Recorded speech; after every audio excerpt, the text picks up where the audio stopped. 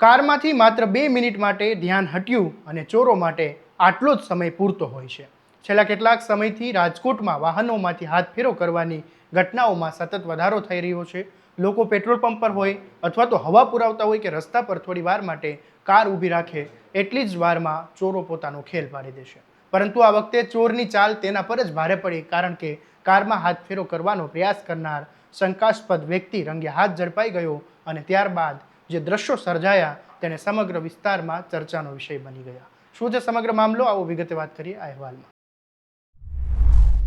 નમસ્કાર, હું છું આસિફ કાદરી અને સ્વમાન સાથે તમારું સ્વાગત છે. રાજકોટ શહેરના ત્રિકોણબાગ નજીક આવેલા ગેસફોર્ડ ટોકીઝ પાસે ચોરીના પ્રયાસની ઘટના સામે આવી છે. પ્રાથમિક માહિતી મુજબ એક કાર ચાલક પોતાની કારમાં હવા પુરાવી રહ્યા હતા.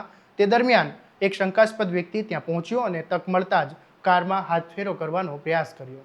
આરોપી કારમાંથી રોકડ અને કિંમતી વસ્તુઓ લઈને ભાગી જવાની ફિરાકમાં હતો, પરંતુ કાર ચાલકની સતર્કતા અને તમામ ઈરાદાઓ પર પાણી ફેરવી દીધું. કાર ચાલકનું ધ્યાન જતાં તેણે તરત જ બૂમાબૂમ કરી અને આરોપીને રોકવાનો પ્રયાસ કર્યો અને આરોપીનો ભાંડો ફૂટી ગયો હોવાનું સમજાતા શંકાસ્પદ વ્યક્તિ ત્યાંથી ભાગવા લાગ્યો. જોકે આસપાસ હાજર રહેલા લોકોએ તરત જ તેને પકડી લીધો અને લોકોમાં દોડીને જઈ રહેલો જે આરોપી છે તેને ઘેરી લીધો અને થોડી જ અંતરે તેને રંગે હાથ ઝડપી પાડ્યો.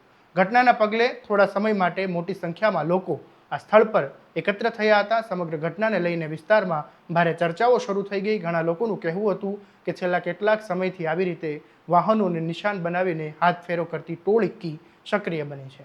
સ્થાનિક લોકોમાં એવી પણ ચર્ચા ચાલી રહી છે કે ઝડપાયેલ વ્યક્તિ અગાઉ પણ રાજકોટના અલગ અલગ વિસ્તારોમાં આવી જ રીતે વાહનોમાંથી ચોરી અથવા તો હાથફેરો કરતો જોવા મળ્યો હોવાની શંકા છે. જોકે આ બાબતે હજુ સુધી પોલીસ દ્વારા કોઈ સત્તાવાર પુષ્ટિ કરવામાં આવી નથી. આ સમગ્ર ઘટનાની જાણ થતાં પોલીસ પણ તાત્કાલિક ઘટના સ્થળ પર પહોંચી હતી. પોલીસે ઝડપાયેલા શંકાસ્પદ વ્યક્તિને કસ્ટડીમાં લઈને પૂછપરછ શરૂ કરી છે. તેની પાસેથી મળેલી માહિતીના આધારે હવે તે એકલો જ આવા ગુના કરતો હતો કે તેની પાછળ કોઈ સંગઠિત ટોળકી કામ કરતી હતી તે દિશામાં પણ તપાસ હાથ ધરવામાં આવી રહી છે. આ ઘટનાએ ફરી એકવાર શહેરના વાહન ચાલકો માટે ચેતવણી આપી છે કે ઘણીવાર લોકો માત્ર થોડા સમય માટે કારમાંથી ઉતરે છે અથવા તો કારના દરવાજા ખુલ્લા રાખીને અન્ય કામમાં વ્યસ્ત થઈ જાય છે.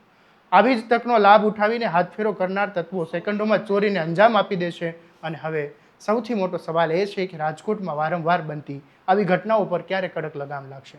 શું માત્ર એક આરોપીની ધરપકડથી આવા ગુનાઓ અટકી જશે કે પછી તેની પાછળ કામ કરતી સમગ્ર ટોળકી સુધી પોલીસ પહોંચી શકશે? આ મામલે તમારું શું કહેવું છે અમને કોમેન્ટમાં જરૂરથી જણાવજો.